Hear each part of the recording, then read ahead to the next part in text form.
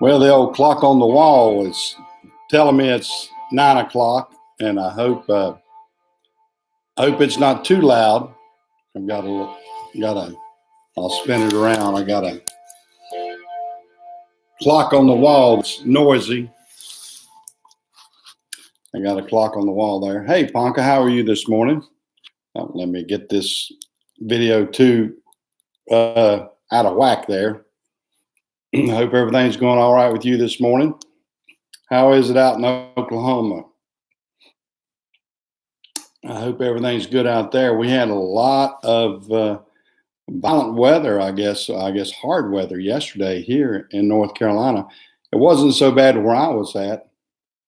It was, but it was pretty bad. It was pretty bad for a while here. I think we had a lot of rain. I don't know how many inches. I've been trying to figure out how many inches of rain we had. I haven't heard the weather report, but we had a couple of downpours. I hope it hasn't washed all my seed away. I re-sowed my grass a little over a week ago.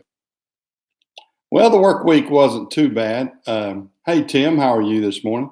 Work week wasn't too bad. We started a new driver in the slot that I had open in Charlotte, and yeah, it was wet.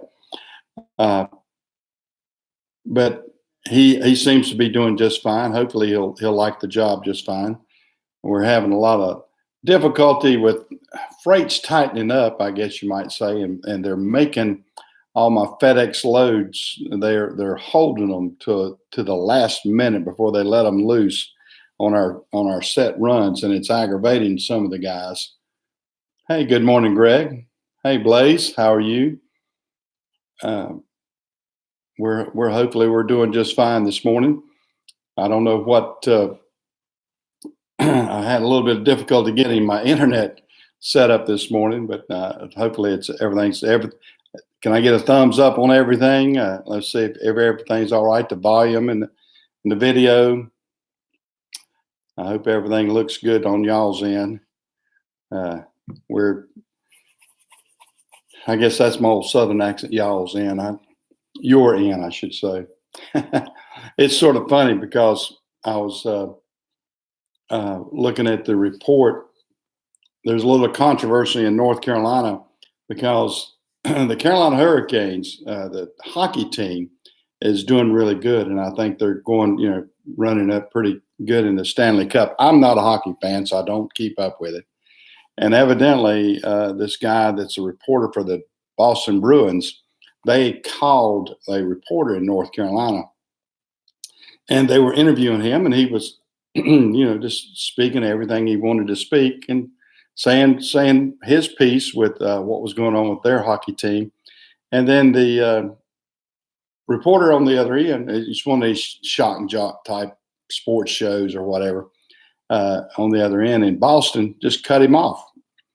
And the other guy that was on there with him said, "What happened?" He said, "So I didn't like him. He had a Southern accent. I don't like hearing him. Southerners don't have the right to be talking about hockey." And boy, did it light a fire under some people in North Carolina, because, we feel like, we've got just as much right as anybody to talk about things. And just because our Southern accent is slow to some people does not mean we're dumb. There's a lot of very intelligent people in the South that can do a lot of things, and they are not dumb people. We talk slow, but just because we talk slow does not mean, like I said, does not mean we're dumb. But some people feel that way sometimes. It's sort of arrogant about some certain people, I think, across the United States, and especially, I guess, some of the northern states. People are still arrogant about the way they talk, or we talk, or the difference between the way we talk, and it's kind of tough. But hey, Chris, how are you? Yeah, I've heard the ones where the guy said, "Well, you better not knock our Southern talk too much." I said, "You might get back to, you might die and go to heaven, and when you get to the pearly gates, St. Peter might say, "Y'all take a seat right over yonder." so, so you don't want that to happen if you're too disrespectful for too many people like that. I mean, I know I have a Southern drawl, and I catch myself being good old boy Southern sometimes, but that's the way it goes. And it is what it is. I mean, we have a different dialect, we have a different way of enunciating our words, and that in itself does not always constitute how much education a person has. There's some very intelligent people, I think, that have Southern accents and are from the South, and that's sometimes I think people's arrogance is just it. Their intelligence comes through right quick. How arrogant they are, and they're better than themselves. But I don't like to do that. I like to be good with everybody that comes on and talks to me, or and like I tell everybody, if you don't like what you see me say or hear what I say, or as I'm talking, don't tune in, because I'm going to be honest. I'm going to try my best to be honest. I'm going to try to lay it out how it is. And if you like what I say, you'll like it. If you don't, so be it. And that's the way it goes. Yeah, I had to shout out everybody in here. We got Chris, we got Ponka, we got Tim. I'm trying to look at everybody on here. Yeah, I like to hear different dialects across the United States, and I like to be able to, through my travels and everything over the years, I like to be able to distinguish where they are, but I don't ridicule people for the way they speak. I mean, it was sort of funny that this person from Boston was ridiculing somebody from the South, because a lot of people in other parts of the United States make fun of Boston because of the way they do things, and with their R's and different things like that. But I think if you look at the different dialects, I mean, even from different sections of North and South Carolina, we have different dialect. I mean, when you get more to the western side of the state or the eastern part of the state, people talk differently. And because society is getting so, is it homogenous? I think would be the word. Anyway, we're blending so much that we're going to have these kind of different dialects, and we're going to have a mixture of that too. I mean, my wife and I, we watch different things, and I get a little bit irritated with some of the young girls, the way they talk. I mean, all over the entire United States, they got this, I don't know, it just valley girl type talk and different type talk. And y'all have to excuse me. Allergies are getting the best of me. I'm about to sneeze. Getting a little, all the pollen and everything's kind of getting to me a little bit down here.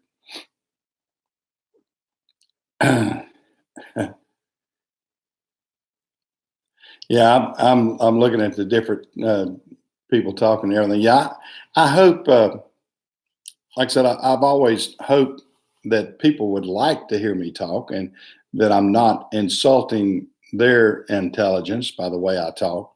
Some people are like that, and some people I've told y'all in the past, as I've traveled over the United States, I've had people look at me, and my thing that I always like to say is, they said, "Well, where are you from?" I said, "Well, I'm from a little town between Dallas and Waco." And they all say, "Oh, you're from Texas?" And I go, "No, I'm from North Carolina." "You mean Texas has a Dallas and a Waco also?" Because if you look up my little small town in Cherryville, we actually sit between, if you Google map it and everything, look on Google and you'll see it. We have a little small town to the west of us that's Waco, and a little small town to the east of us that is Dallas. So I actually live between Dallas and Waco, and Denver's over there too. so we have a lot of different areas like that. So you're getting ready to move to Texas, are you, Tim? Now, where are you moving from, Tim? I, I can't remember where you're from. I know we got our Kansas people and our Okies in here. Oh, you're in Baton Rouge, so you're in Louisiana. Yeah, you're in LA. Yeah, the other LA. Yeah, I would rather be in Baton Rouge, Louisiana, or LA, rather than the other LA, Los Angeles. I just it baffles me, and especially of those of you that have probably seen online how high the fuel price has gotten in California, because the legislatures out there are just they're putting all the tax they can right now on the gas and the fuel, and they're going to cripple their own economy, which they almost have anyway because of all the taxation and all the uh, uh, uh, letting all the immigrants in and everything else, and the sanctuary cities, and just so many things that they cannot, uh, their governments can't absorb anymore. I mean, they have cities going bankrupt in California right now, and they're going to overtax everything, and then they're having industry flight away from California. A lot of people are just leaving California and going to Texas and Nebraska and Iowa, and just a lot of different places just east of California to get away from all that high taxation. I mean, they can't sustain it. It's terrible. Oh, iron price has crashed again. I haven't kept up that. Oh, Tim, your wife took a job in Galveston. I won't do my Glenn Campbell imitations and go Galveston, oh Galveston. You may not want to hear me sing, but that every time I see Galveston, that does come to mind right quick. You know, it's a good song.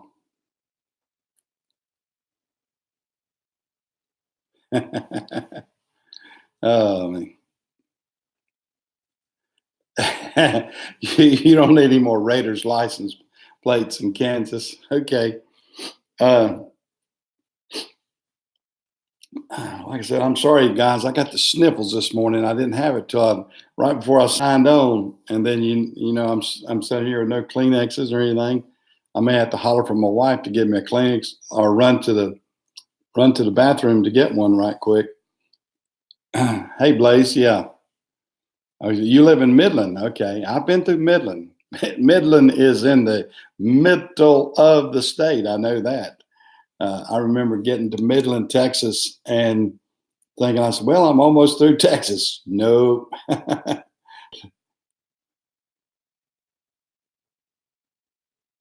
Well, I mean, I'm not in the studio today. Did you get to hear the show by any chance, Chris? Yeah, I'm actually my wife and I. She wants me to remodel my studio, and I've got another office right beside where I was working upstairs.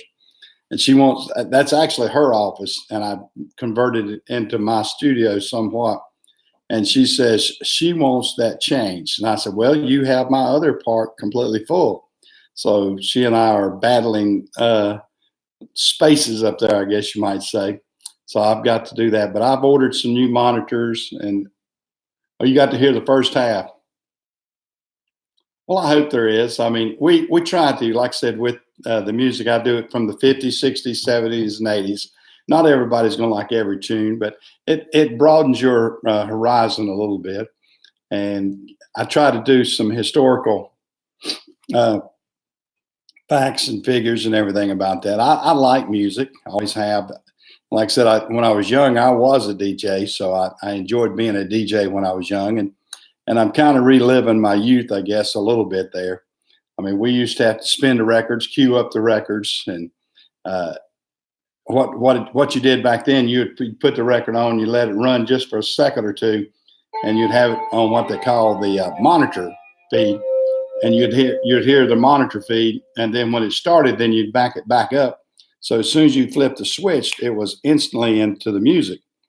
and then you would what we do on most of them, if you'd ever seen an old DJ record, it always has that somebody would write in the amount of lead time it has before the actual words start, or the intro amount. So you'd see 13 seconds, 11 seconds, 10 seconds, 30 seconds, whatever it may be.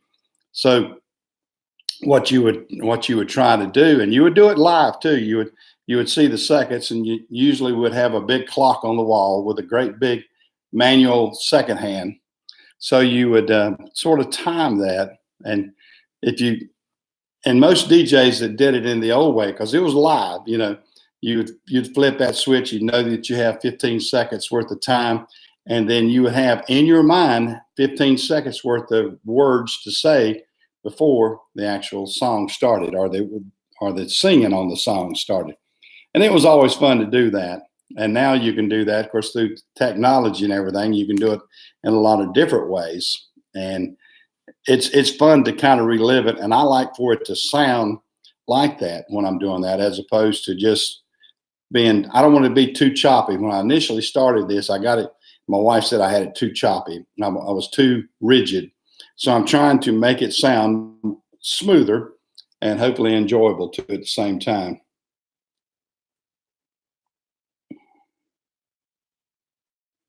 Reading here. Oh, you work for a cat dealer, Blaze? I didn't realize that. Oh, you're a heavy equipment mechanic. My mechanic that works for me used to work for the cat dealer. I believe it's Carolina Caterpillar, I believe it's called. He used to work for them. You work for Warren Cat in Odessa, Texas. Okay. Well, that ought to be a good job. I think cat mechanics are making pretty good money nowadays, aren't they? Oh, do you like my Napa commercial?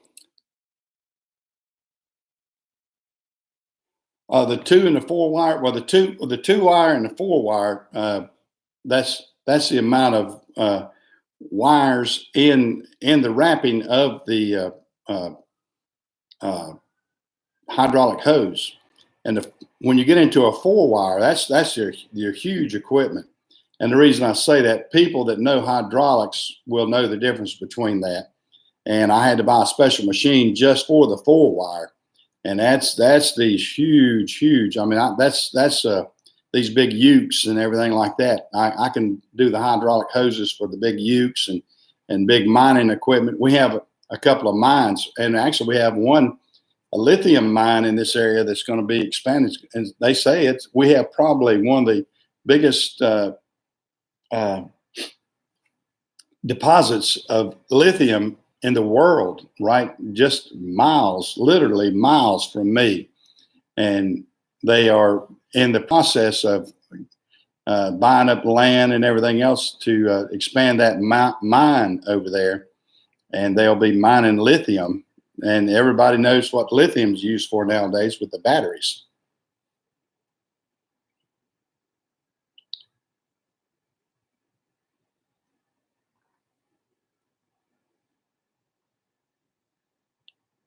Yeah. Well, that's what that's about with that. With it, like I said, the 2 wire and the 4 wire on that distinguishes the size hose.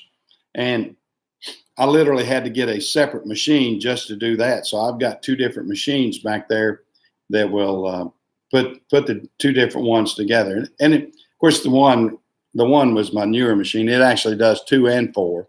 And I think the guys are reverting to it most of the time when they're building the hydraulic hoses. But we can do the very large hydraulic hoses that way. So if you got a hydraulic hose, if you need it from a little small one on even a lawnmower all the way up to a big uke, we can do the hydraulic hoses now. So I guess that was the only way I knew how to distinguish it, so I could tell my customers.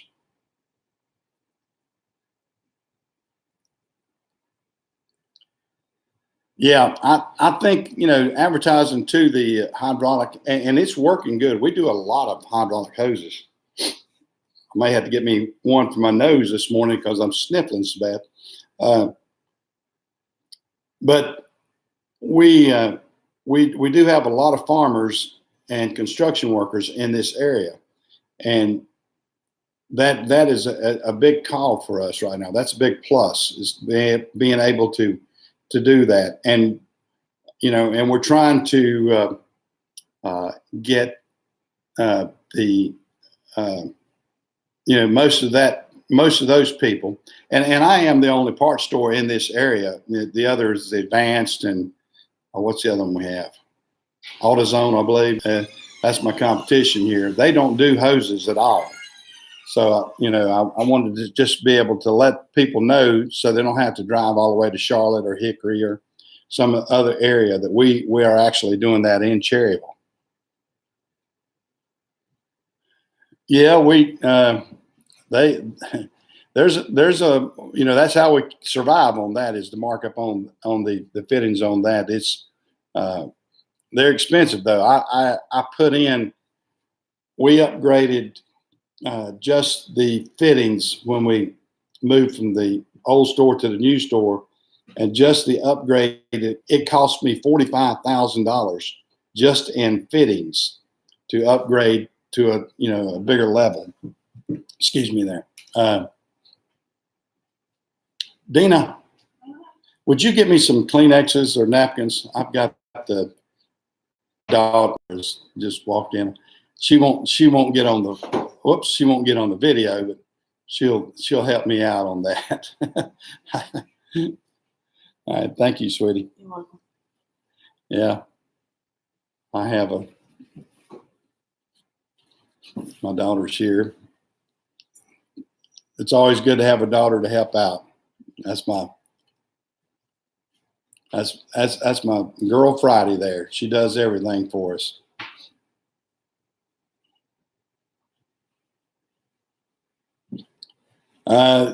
We have some fittings that are these. When you get into those big ones, Chris, it is really like I said, excuse me, guys. This sniffling.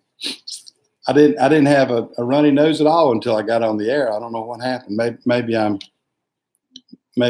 my subconscious is telling me I don't know. But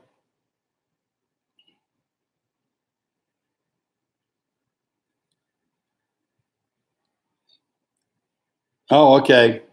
Yeah, my wife Barbara. I don't know where's your mother at? She's outside. She's outside. What's she doing? Working in the yard? Yeah, checking stuff out. Checking stuff out? Yeah. Did the grass get all washed away with the rain? How much rain did we get last night? About 2 inches. Did we get 2 inches of rain yesterday? Oh yeah. I knew I was trying to get the Google to tell me a while ago. My daughter was telling me that we had. Brenda is. That's JC's wife. My wife's Barbara. Close to the same. Yeah, that's about right. We got 2 inches of rain here yesterday. My pond is full. I'm looking out there. I got a couple of cows across the way. They got waders on. It's so deep. So it's full. Yeah, I don't know if I can show. Well, I may have to show you one day. Today's probably not a good video of it. I've got one cow out in the pond right there. I can just look to the right of me and see the pond. My pond extends within probably 150 feet of my house. So I live right on the pond right here. We got about I want to say probably about a 5-acre pond, 4 to 5 acre pond that my father-in-law built years ago. They actually won't even let you build one this size anymore. These rural ponds, I think because they had problems with them being too large years ago, they quit letting you build one this size. I know I've heard other people. I haven't personally tried anything, but when they I don't know, you have to get special permitting or something because of the land mass and everything else. He built this pond. There's 2 creeks coming in, and he built this pond to take advantage of those two creeks that merge right here on this part of the property, and it does real good. I mean, we don't ever have to. We've never have a dry pond. We irrigate. I irrigate my grass out of that, and it does good. And I always kid people. They say, "Man, it really helps you with your irrigation." I said, "Yeah." The good thing about mine, because I got a farm pond, I get to I get fertilizer and water at the same time out of mine, if you know what I mean, guys. So I get. It's not a swimming pond; it's a fish pond, and it's a farm pond. So I'm at the advantage. Yeah, you might say that. You might say that, Chris. It's well fertilized water and natural fertilization, I guess you might say. It all generates out there. That's not water for consumption, other than cow consumption and cattle consumption. But yeah, it always amazes me, and I know everybody that lives on a farm's always seen it. Cow gets right out in the water, gets out there about 5 feet in the water, or 3 or 4 feet out on the bank, And what's he doing? First thing, he's drinking on one end and he's pooping and peeing on the other end, and he's right there in the pond. And you want to think, I guess we are just a tad bit ahead of the cows in our mentality. But that's life, and it works for them. Of course, they have five stomachs, so maybe they got their own cleansing system, I think. So, of course, you got to watch it though. All the politicians would probably make us do away with cows because there's too much gas coming from our cows, as they think, that's ruining the environment.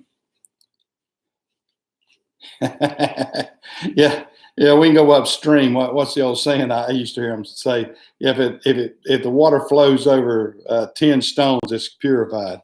Yeah, I want a little bit more than that myself, but that's what you get.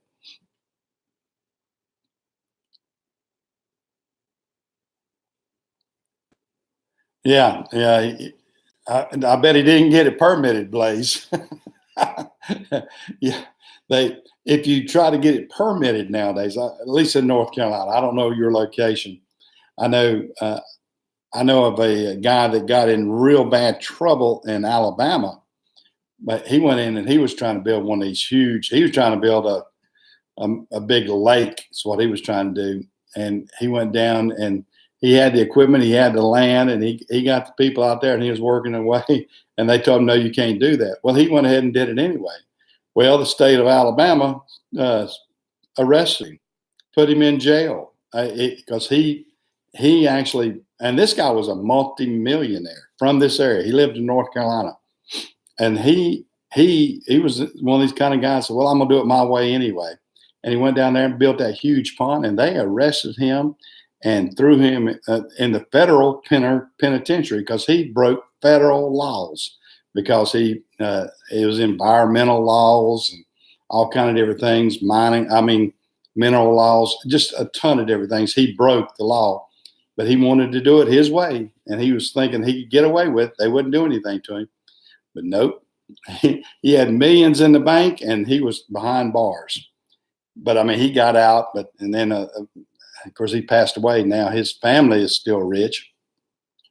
But I'll give you a short story. I'll tell you how he got rich. He was just a good old mechanic in Gastonia, North Carolina. And he invented part of the overdrive system that every single manufacturer uses now for automatic transmissions. And this was, he's a Smith, and I'm trying to remember his first name. But anyway, he helped build and patented the thing that goes to something that went with automatic transmissions to give them that special overdrive. And he kind of developed a way that they were doing transmissions back then. And every manufacturer, GM, Chrysler, Ford, all of them were using his invention, and he got filthy rich off of it.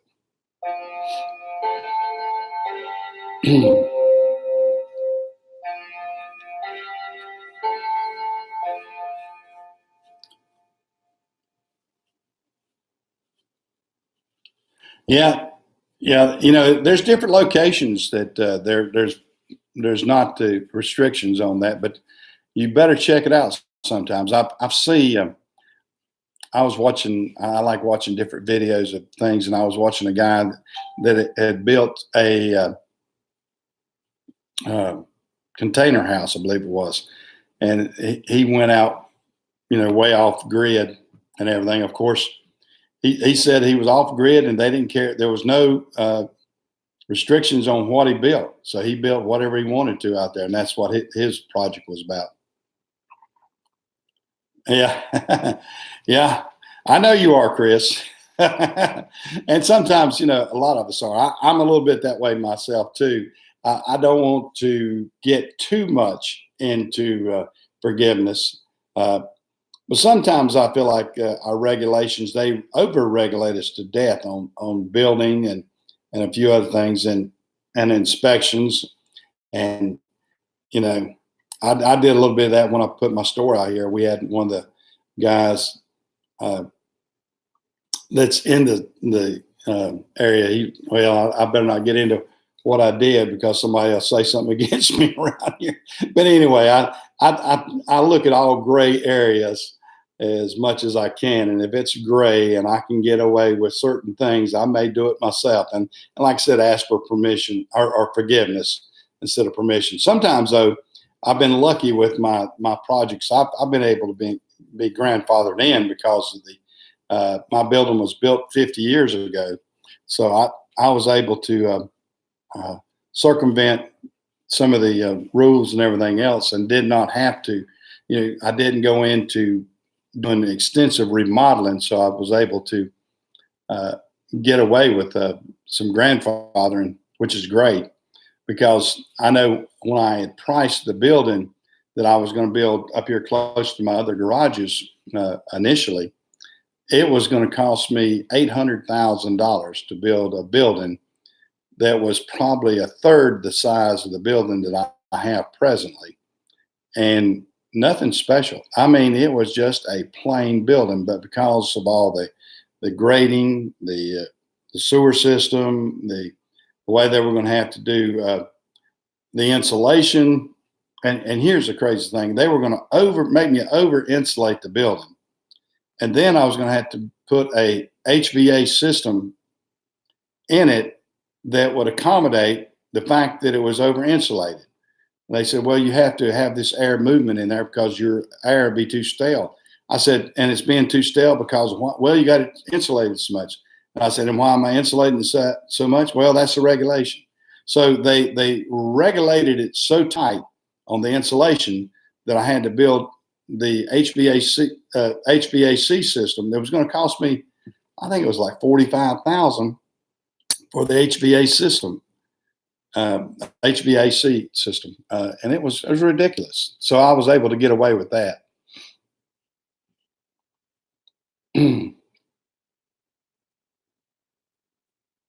Yeah. Yeah, that's the thing about it. If I were to build this building that I've got right now back at the Ford dealership, I would guarantee it would probably cost me $1.5 million to build it back. I mean, I've got 8 acres of land. I've got probably 3 acres of paved parking. And then the building is, I'm wanting to say I've got, what is it? I can't even think. I'm at, see the building, one section of it. How big is the building, Barbara? The Ford dealership. It's part of it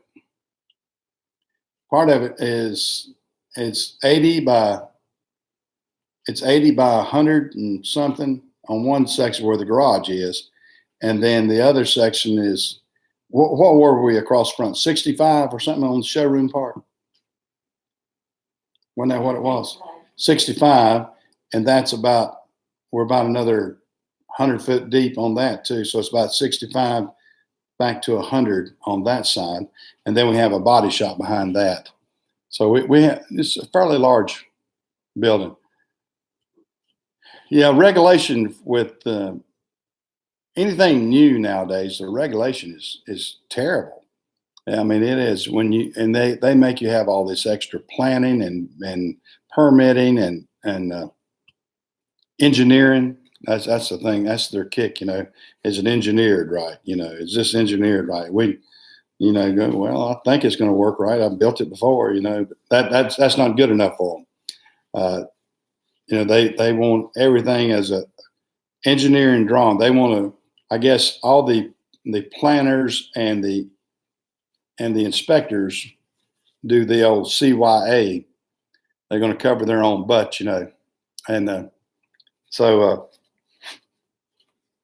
that's what you get into with all that, and it seems to be a mess. But I hope everything's going all right with everybody. I hadn't got a lot going on with the trucks or anything. We're in the old graduation mode. I've got a lot of people that's had to be off for graduations and things like that. I actually went to one yesterday at NC State myself. I had a great nephew that graduated from NC State. My nephew's son.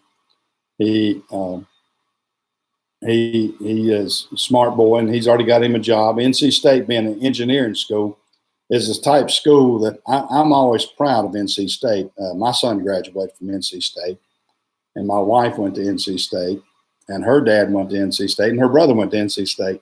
So we're sort of and that's, here's NC State's red shirt. I got a NC State shirt on today. But we enjoy that because it's an engineering school, and it graduates engineers and people that actually get jobs. And to me, that's essential in this world today, because we've got so many people that get the BS, but they hadn't got the JOB. And we've got a lot of people that are getting these basket weaving not scholarship, but diplomas or whatever, social sciences and everything else. I'm afraid we have more politicians and social scientists out there than we really need. But a person needs to get a job from his education. He doesn't need to just be educated, or like Louis Gossard used to say, the comedian. I don't know if you remember him, but he used to say, don't mind that guy right there. So he's educated way beyond his intelligence. And that's what you get sometimes. We get these politicians and government people sometimes that they have got their degree, and because they have a piece of paper on the wall that's about as worthless as this painting back here that my wife has on the wall, does about as much, they feel like that they are obligated to get something good. Yeah, that's right. And that's what I try to do too. Common sense. Having a degree on the wall does not mean that you're smart. Having a degree on a wall means that you suffered through maybe 4 years of education from somebody else's, probably similar to what you just suffered through. There's a lot of professors that have all kinds of degrees on the wall, but I guarantee if their car broke down on interstate, for one, they probably couldn't change the tire, or they probably couldn't open a lot of them probably couldn't even tell you where the hood latch is on their car to open the hood to see what's actually under the hood and analyze what's going on. I mean, I've seen guys that you say, oh, well, they're smart, or they ought to do something. If they didn't have a cell phone to pick up and call AAA, they would be completely stranded on the road. And that's what we get nowadays. We get people that, and you have to be really technically smart to work on vehicles nowadays. You had a guy that had a master's degree. Yeah, his wasn't master's in knowing how to work on equipment, was it? Yeah. If you think back, and this is my own personal opinion, a lot of times the old shade tree mechanic that worked on a lot of vehicles way back was way more intelligent on the inner workings on the combustion engine than any engineer that you would see coming out of a college, because the engineer could probably draw you a schematic of how things should operate, but I guarantee you could open a hood and pop a hood and they probably couldn't tell you which part of the engine is what. And that's what you get. And I even have that issue with my truck drivers too. I mean, they'll get in, they turn the key. They know if something is running or not running, but that's about it. They can hook up the trailers and they can drive down the road. But if something happens to the truck, they're lost. And I have to analyze that all the time, it seems like. I had a gentleman the other day, just to give you, for instance, we were having a light issue, and he called me. He says, I can't get the turn signals to work right. He said, I'll go down the road, and he said, the turn signals are both of them are on at the same time. He said, I've gone in here and I've tried to replace the bulbs. He said, but that's not it. I asked him, I said, have you disconnected the pigtail on the back of the cab? He said, no, why is that? I said, just disconnect it for me, if you will. He disconnected and he goes, oh God, they're working. I said, that's right. You got a short somewhere in your cord. I said, if those things are messing up and you have nothing hooked to it and everything else, you got to go back to the sources. So I was able to fix his over the phone. He had already spent money for light bulbs. I reimbursed him, of course, but he thought it was just light bulbs going bad. And I said, no, if they're flashing there, if they're lighting up, it's either a flasher or there's a short. I said, if you check the flasher. And he said, oh, the flasher seems to be working fine. I said, well, you've got a short somewhere. And so sure enough, his pigtail, going back to the trailers, I just had him to pull it out from the back of the cab. As soon as he did, everything worked fine. He said, well, how'd you know that? I said, well, that's called experience. That's called experience. I've had more issues like that, and then you can shake a stick at it. And a lot of times we have to do that, and airline problems, air problems, brake problems, and everything like that. I can sometimes, at least if I can get them to either show me a picture or something, kind of analyze what's going on with the truck, because so many of them do not have the I don't know, the gut feeling of what should happen on things. They just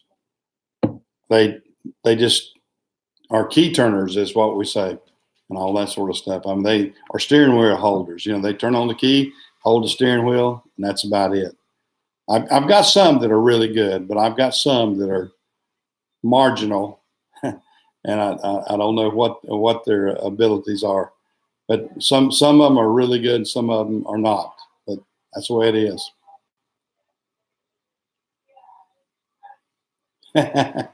Yeah. Eric O, he's a good old guy. He's a pretty smart boy, and he's a common sense guy. I don't know how far he goes in his education, but he's a good common sense guy, and that's what you need. People that have actually experienced it, and that's what experience bodes well for a lot of people if they remember what the experience was about and just kind of put that in their book of knowledge. Oh, I did that. This has happened before, and what did I do to solve it?